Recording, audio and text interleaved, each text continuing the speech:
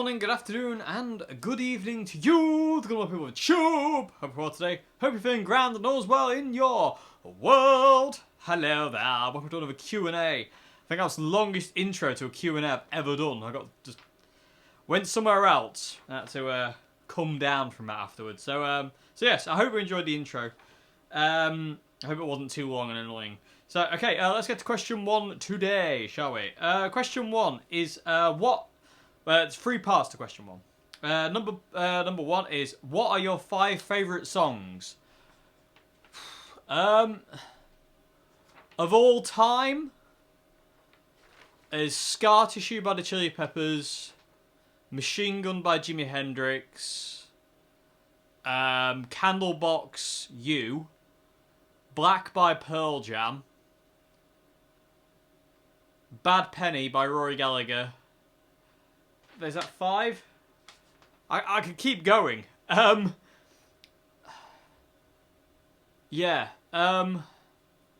It's really hard to pick 5, but they're the first 5 that came to mind. I've got like tons more, the songs I absolutely love and adore, but they're the 5 that immediately came to mind.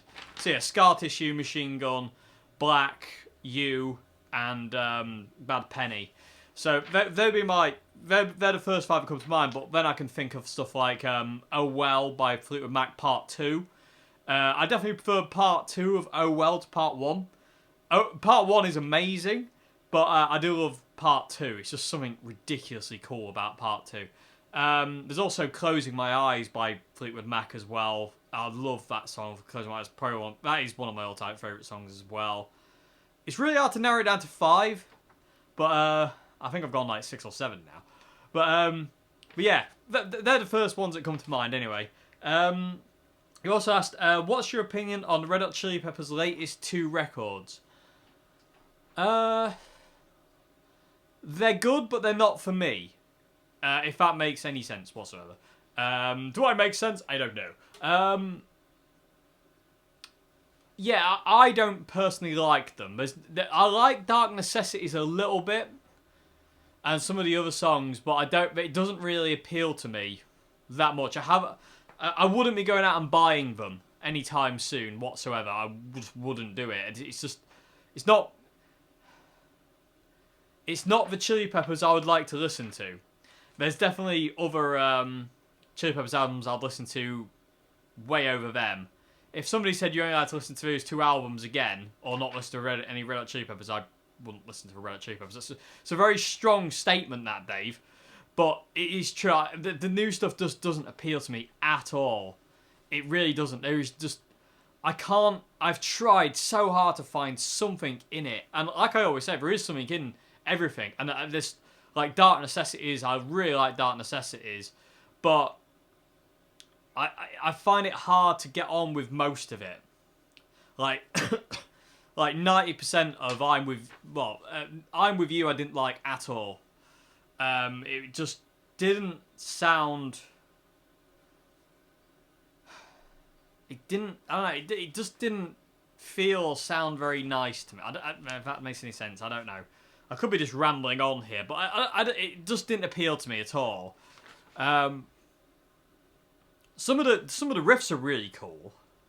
Some of the new guitar riffs and some of the bass lines and drum lines and vocal lines are really, really cool. But they always the songs are always let down, in my opinion, by something here or there.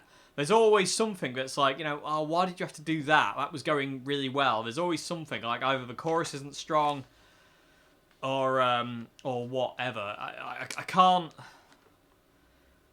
Like, a song, if it starts off strong, by the end of it, it would have lost traction and got weak. Whereas a song that starts weak would kind of like get strong and then get weak again. That's the way I kind of see the new Chili Peppers stuff. I mean, again, this is only my own opinion. For me, it's just not for me.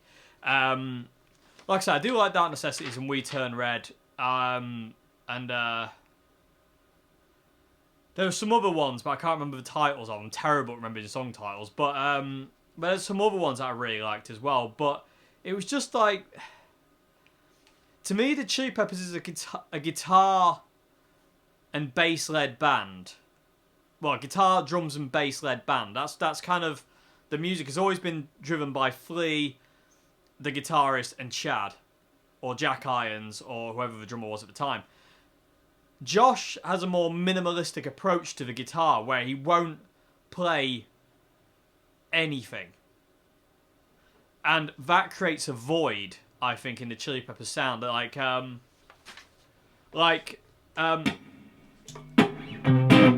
in Dark Necessities, when there's nothing really going on in the verse. It's like whatever Flea's doing, he's just playing those two, kind of going between those two chords. And Josh isn't doing anything. It's just a piano. Whereas if I think of, like, you know, Hillel or John and what they would put in it, I mean, they'd probably do something like Jimi Hendrixy, because that was their kind of biggest influence. Like, they'd probably go.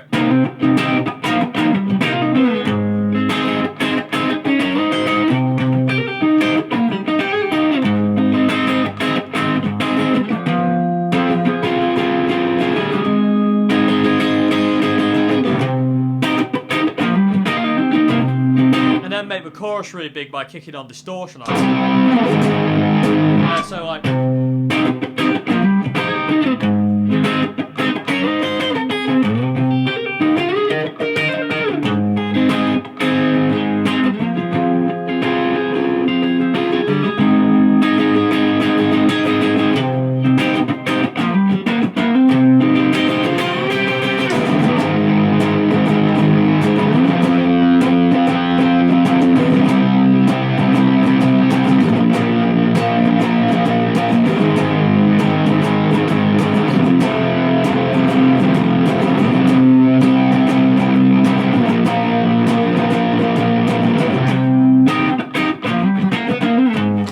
Something like really kind of like, you know, that kind of funky kind of like John Hillel kind of thing, like in with like a wah pedal, like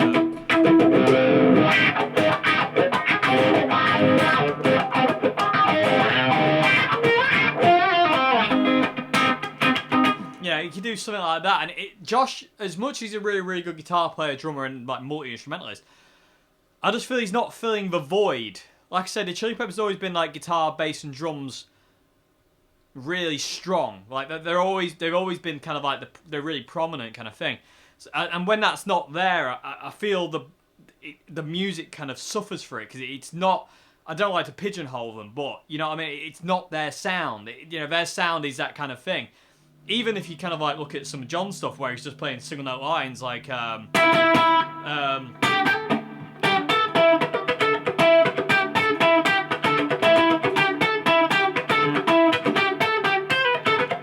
you know, or even, you know, it's still doing more than their songs do now, and there's more going on. Like, even though it's kind of like maybe one thing, you know, over another thing, so to say. But if that makes any sense, it probably doesn't make any sense. But yeah. Anyway, I think I've rambled on enough about that. But yeah, the last two albums for me just weren't. I didn't like it. It just wasn't for me. You also asked your last part of the question. Question one was, what's your favourite effects pedal? I had to think about this one. I really had to think about this one because I've got so many effects pedals I absolutely adore. But I think my Desert Island effects pedal would be my Zoom G2.1U, the multi-effects unit with the wah pedal on the side, because it's just got everything I would want in an effects pedal. Like you got like a really nice clean. Oh. You know, you got a really cool clean sound from.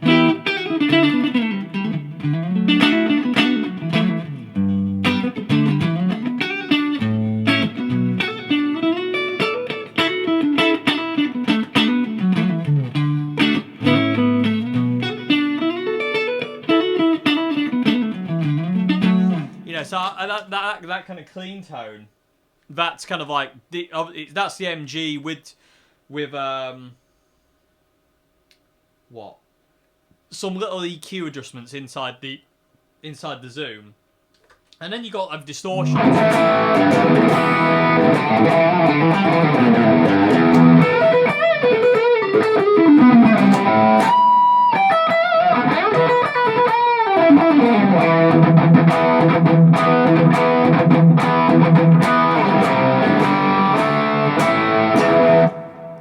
Yeah, there's... And then you got all the other effects on top of that, like chorusing and...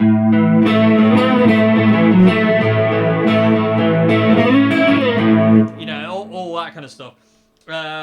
Octave dividers.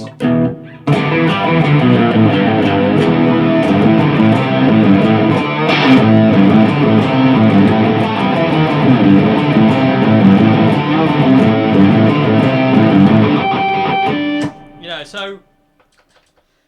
yeah, but my all-time favourite effect, my Desert Island effects, would be definitely the Zoom G2. There's just something in that pedal I absolutely adore. Like, you know, all the effects I love. I love all, like, you know, some of the distortions are really nice. The clean tones you can kind of get out of it really nice. The double EQ is really, really cool. The ability to run, like, reverb, delay, chorus, tremolo, and distortion with a noise gate and a compressor all at the same time, it's just like ridiculously cool to me. And then you've got a wah pedal on the side if you want, with the expression pedal, or changing reverbs and stuff like that. I mean, that's what I've got mine set up to do, is reverb. So you kind of hear it just gets bigger the more I push it up. Gravy, this guitar's heavy. Hardtails, everybody, they're not as light as they appear. Oh, we have a really light hardtails. They're not! This one weighs a ton! Okay, so, yeah, I really hope that's answered your question. Going to move on to question 2 now, everybody. Where are we? Okay, so question 2 is, have you ever tried or used one of the old Marshall Valvestate amps, and how does it compare to the MG? Okay, yes, I used to own a Marshall VS 100, and I've tried the other Valvestates as well, the, what are they called?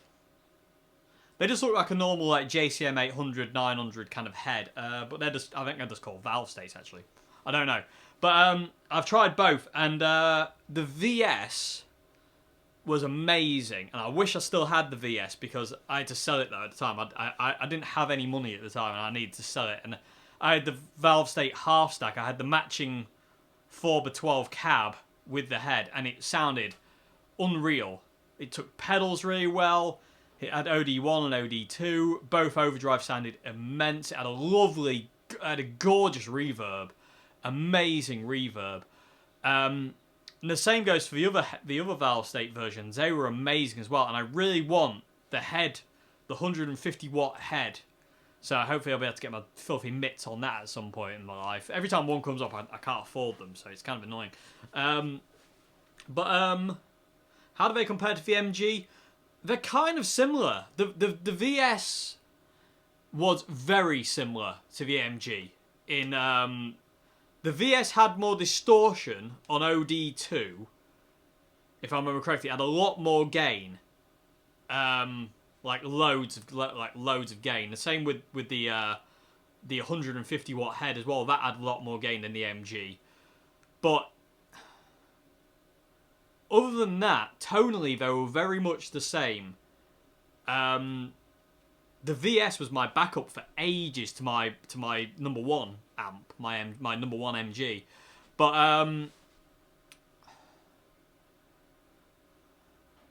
yeah, they were very, very tonally very similar, actually. Come to think of it, I mean, that's one of the reasons I loved it so much, was it was so much like the MG. And the MG is kind of like my staple for like all amps, kind of like, you know, because that's where I found my sound in the Marshall MG, my number one amp, my all-time amp. That's where I found my sound, and any amp that kind of like has the qualities of that, I'm very happy with. So, but yeah, they are very close. The VS ones are amazing. The Valvestates are amazing. Yeah, I'd highly recommend them if you're kind of like looking at one, or you want to get one, or one comes up nearby. They're such great amps, and mine never went wrong. My Valvestate never went wrong. I had it for about 3 years. I never changed. I changed the preamp valve in it once when I first got it, because I blew the original in about 2 days. The original blew out, but it was knackered anyway, so I got a replacement, and it never went wrong from that point on. It was so reliable. It was such a great amp, and I miss it horrendously. And the same thing with the other ones. The 150 watt head I used to play through that at Old Hat. When I used to work in Old Hat, that was my go-to amp. And I loved that. The 4 channels one. That, like, had a clean and acoustic simulator, an OD1 and OD2, and loads of effects. That is one of my all-time favourite amps, and I don't own one, which is just has to be rectified as soon as possible. But yeah, I'd highly recommend them. I love those amps. I think they're absolutely brilliant. So yeah, if you're in the market for one, go for it. And you also asked, can you tell us a story of where the giant spider came from that sits on your CR120?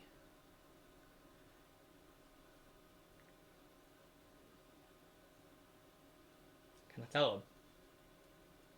What do you mean, no? Ah, okay. No. I can't tell you the story of a giant spider. Yes, I'm telling them. Calm it. He's very pushy. What? No, don't worry about it. Don't worry. I haven't told them anything. Anyway. Yeah, sorry. He won't let me. He won't let me tell you his story or where he comes from or why he's there. He's just there. I'm gonna have to be quiet. He doesn't like me talking about it. So I'm sorry. I'm really sorry. So I'm gonna have to move on question 3 now before he gets mad at me. So question 3 is what strings did John Frusciante use on his acoustics? As far as I know, John was quite a heavy string user on his acoustics. I thought but I don't know. There's a lot of conflicting evidence on what John used and what he didn't use, and we're never going to know 100%. But I heard he used 12s on his Martins, but I also heard he used 10s, and I also heard he used 11s. So I don't know. For what I would say though, regardless of what John used on his acoustics, use what's comfortable to you. If 10s are comfy and 11s aren't, use 10s, regardless of what John used. You know, you need to use what's comfortable for you. There's no point. It's like if you're a Stevie Ray Vaughan fan and you go out and buy a Strat and you put gauge 14s on it, and it's just like and you winch up the action really high and you can't get a note from it and you're just like struggling. And like, no, but this is the way Stevie Ray Vaughan got his tone, but it doesn't work for you. Don't do it. You're going to hurt yourself. So it's really important to use what you like to use, but I would use 10s personally. I highly doubt John used anything other than 10s, but again, you know, we'll never know for sure. But they don't sound massive. Like I've tried gauge 12s and 13 strings before on an acoustic, and they sound huge, but they don't sound huge in a good way in my opinion. I don't really like them. There was an old Martin in Old Hat that had gauge 14s on it, and it was ruining the guitar. So I put 10s on it, and immediately the guitar came back to life. So, but yeah, you want to use what's comfortable to you, regardless of what John Frusciante used or what Stevie Ray Vaughan used or whatever. You know, you use what's comfortable for you. But I think John used 10s or 11s. I highly doubt he went any higher than that. But, you know, we'll never know for sure. Okay, so yeah, moving on to question 4 now. I'm going to have to reposition the camera for this one, because the question is, would you mind walking us through your Voodoo Labs Pedal Power 2 Plus setup, and do you use the voltage slag? Okay, so give me 1 second. I'm just going to tilt the camera down and I'll show you. It's very simple, and it'll take about 5 seconds for me to explain this, but I think if I point it down, it might be a bit better to explain. And I'll use my amazing feet to point and show you what I mean. Okay, I'm going to talk a bit louder now as the room mics are a bit further away. Okay, Voodoo Labs Pedal Power 2 Plus. This is by far, this is to me the best pedal power supply in the world, and the fact that everything's isolated is even better. It's so quiet. I mean you get hiss from distortion pedals, but other than that, that's it. If I turn the volume up on the guitar, nothing. It's just perfectly quiet on a clean setting, which is what you want. So when you kind of like playing live, if you're doing like quiet parts, you know, it's just wicked. Right, how I use the pedal power is just straight. Other than the zoom, which is needs to be in the line 6 port. So basically, the little dip switches on the back, 5 and 6, have to be flipped up for it to power the Zoom, otherwise it won't work. Because the Zoom isn't reverse polarity like the Line 6 pedals, but it works better that way. Otherwise it makes a lot of noise or will not just glitch and not turn on. It's very, very strange. I don't understand why that's that way at all. But yeah, so my Zoom pedal runs into input 5, which is one of the Line 6 inputs, and the dip switch is up. Other than that, everything else is 1, 2, 3, and 4, and excuse me, and that's 6, I do believe. So yeah, so 1, 2, 3, 4, 6, and that's in number 5. No, hang on. 1, 2, 3, 4, 5, and 6. That's how I've got it. And I don't use the voltage sag at all. I never have. I mean, it's really cool, but I don't have any use for it at all. I've never found any use for it yet. I mean, it's cool with fuzz pedals to kind of drain the power and make them think that the battery's dying, but I don't like the sound. I just like the constant power of these things. It's just really, really cool. So that's how I use it. I say the only thing that's really weird is just I run the Zoom pedal into the Line 6 bit, and it's not really weird, really, but that's about it, really. And the same thing goes with my overboard as well. The only things that but in my overboard I have the Zoom and the Line 6 delay modeler into 5 and 6, but other than that, that's it. I don't use, like I said in other videos, I'm a creature of habit, so once things work and are set, I don't touch it. Again, I just don't ever touch things, and to the point where things get a bit crackly and I have to server solve them because I literally don't move the dials and foot switches get sticky, and because things, so I have to use switch cleaner and stuff on them not quite a bit, but every now and again when things get scratchy, like on amps, because I barely touch the EQ on amps. Once the amp's set, I don't touch it. I don't like twiddling. I like the sound I get in my head. Once I've got that sound, I'm a happy bunny, and this just keeps everything powered and lovely and nice and clean and quiet, and I love it. So that's it. It's very simple, very straightforward.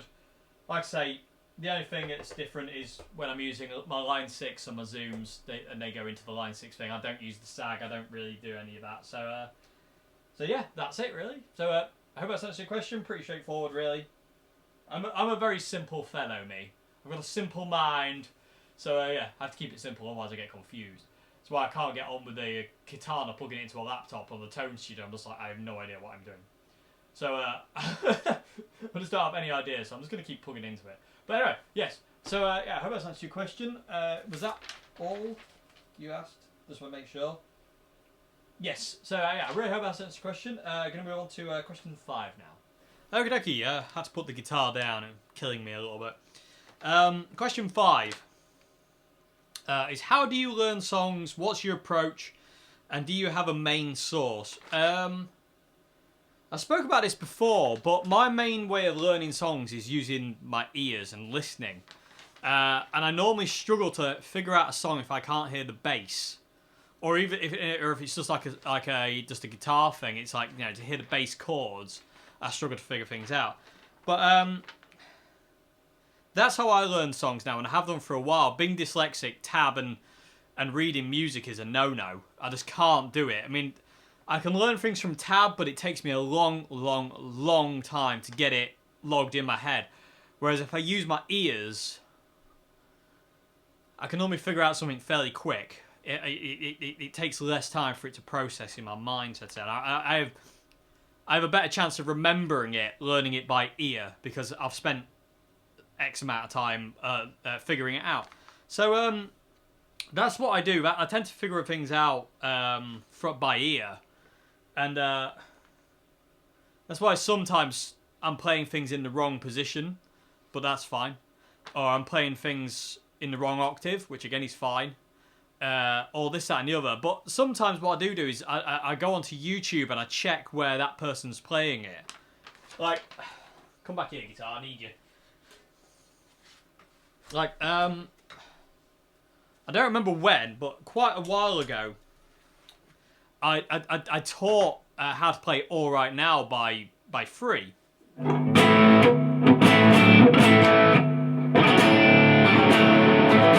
I got the chorus wrong in that video. So it's that.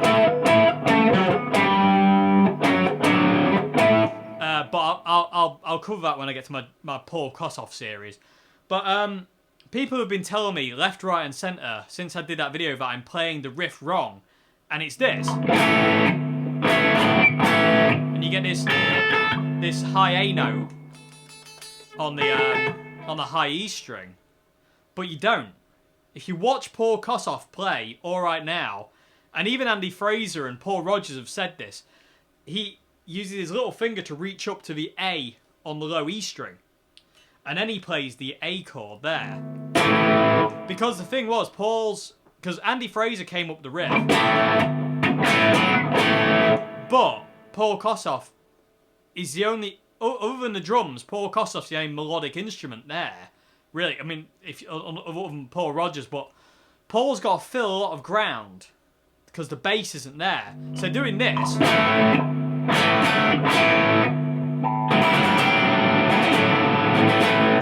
wasn't going to cut it for him. He wanted it to be bigger. So what he does is he has a double A. So he has the open A string, and he also has the fretted low E string playing an A note. So you get that double. And hopefully you kind of hear, like if I go to a bit more of a cleaner sound, you get a bit more of like a doubling effect instead of just this. You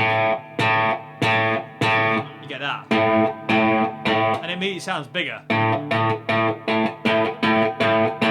And I say, people have been telling me for years that I'm playing it wrong, but it's like, when you're watching Paul Kossoff at the Isle of Wight Festival, or the Beat Club sessions doing that chord, how can it be wrong when Paul is the guy who played it? You know, a lot of people have said it's that, but it's not. And if you listen closely, that note, you never hear it. You do not hear that note. So he's doing that.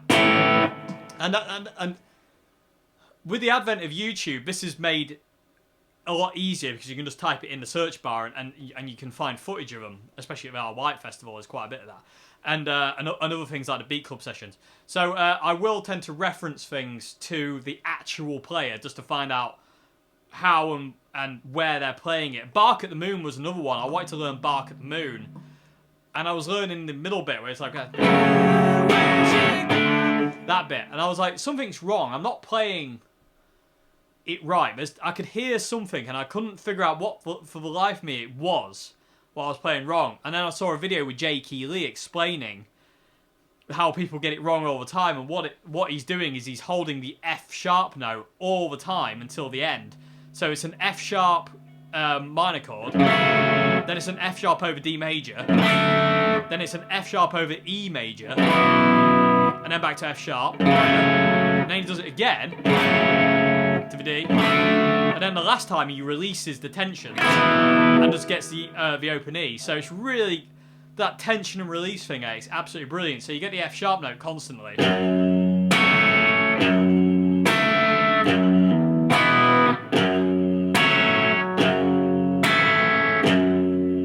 then release.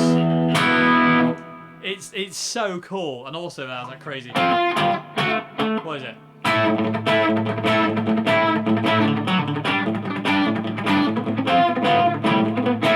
You know, all those kind of really cool kind of things. Really, really cool.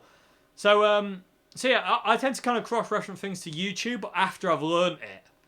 But my main thing is to learn things by ear. Is to put the song on, really listen, and just figure it out by ear. Solos, riffs, everything. And I think that's the best thing in the world to do, is learn by ear. Learning by tab and learning by reading music is cool, but learning by ear will develop you more as a player, because you can hear things easier, and if you can hear it, you can play it. It's kind of mad. You get to a point where you can just figure out songs by hearing it in your head without having to put the song on. It's the weirdest thing in the world. I've seen people do it. It's dead strange. But yeah, so that's what I do. I tend to learn things by ear, and I'd recommend it to anybody. It's long, and it's hard to do, and it takes years to get it right and to get anywhere good at it. But in the long run, it will enhance your ability and your guitar playing and your ability to play what you hear immensely. So I can't recommend that enough. So that's what I do. My main source would be kind of like videos and DVDs I've got and YouTube to make sure I'm, if I'm playing it in the wrong place, if it doesn't quite sound right, am I playing it in the wrong octave, or is it, is the A chord there or is it there? The difference in tonality, so to say. But yeah, that's how I figure songs out, really, by ear. And I said, these are important. You need to look after them and use them. Massively important. So. But yeah, like I say, it takes years, but it's worth it in the long run. Okay, so I hope I answered the question. Going to be able to final question of the day. Question 6 now. Haha, I can't count. Okay, so question 6, final question of the day, everybody. See, my phone wants attention. Not right now, I'm talking to the wonderful people of the tube. Leave me alone. I don't know. Rude. Anyway, question 6. Without the weirdness. Do you plan on doing a live solo show of any kind, like some Untitled and a bit of Q&A in a small venue? I would love to do that. I really would love to do a in the flesh gig and Q&A. I would love it. It would be apt. I would love to do it. I'd love to meet some of you lot face to face in person and talk guitars for hours. I would love it, but there are no plans as of yet to do that. It's really hard to get something like that organised where people who want to come to it can get to it, and because I live where I live, kind of middle of nowhere, it's kind of difficult to do anything like that without me having to travel a long way.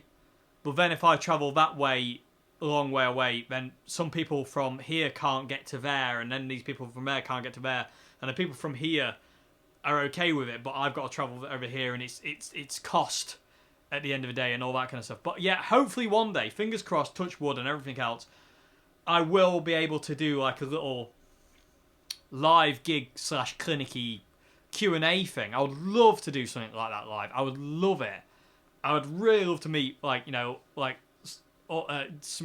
if not all of you people watching it, if it was possible. It'd be amazing. I would love it to bits. It'd be so cool. But at this point in time, as it stands, there are no plans for that kind of thing, sadly. And it's kind of depressing. Because that's something I really, really want to do. But fingers crossed for the future that I'll be able to do something like that. So, never say never. But yeah, I mean, live streams are going to be the closest I can get to that right now. And live streams are okay, but it's... talking to people in the flesh and in the moment is something... And having people interact with your music when they're hearing it full blast is something that a live stream cannot reproduce. Or a YouTube video cannot reproduce. Like, I would love to do my Untitled's for a crowd. Round here, that would be impossible. People would be leaving left, right, and centre if I went to a pub and started doing some of the stuff like I did at the beginning. People would be leaving left, right, and centre because I'm not playing Kings of Leon, Sexy's on Fire, or I'm not playing The Killers, Mr. Brightside. Basically, that's kind of what it is. If most of the time, if you go up and play Voodoo Child by Jimi Hendrix, people are like, I have been shouted and screamed at by people, play something we know, for the majority of my musical gig playing live. You'll go.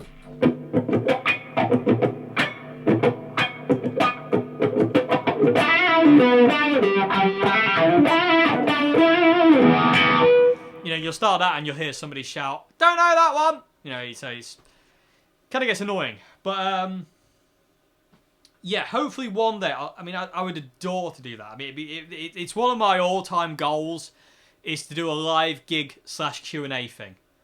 I would love it. I would absolutely love to do it, and hopefully one day that'll become a reality. So fingers crossed. Fingers crossed. But at this point in time, sadly, there are no plans. But yeah, fingers crossed one day.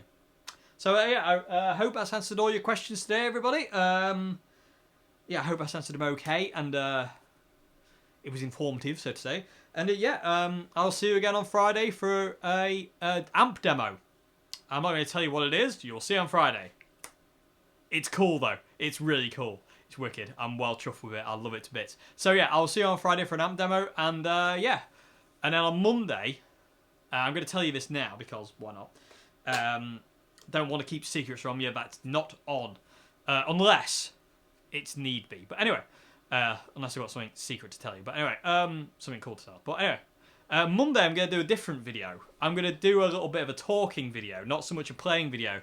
A few people have asked me over the last year or so, can I do a video and talking about my philosophy on music and what music means to me and what the guitar means to me. So on Monday, I'm going to jibber jabber on for however long. Hopefully it won't be an hour to bore you all to tears with my annoying voice. About my philosophy on music and the guitar and music, you know, just what music means to me and all that kind of stuff. So I'm going to do that on Monday. It's a bit of a different video. So that's next Monday's video, and that's as far as I've got so far. But we will see where we get. I don't really plan things very well. I'm not very good at planning. But anyway. But yeah, so yeah, I'll see you on Friday, everybody. I hope you enjoyed this video. I hope you enjoyed this Q&A. I hope I answered your questions okay. Have a great morning, afternoon, good evening, and goodbye now. Always end on an E chord. Or we're going to end on the Green Manalishi E chord, which is even cooler.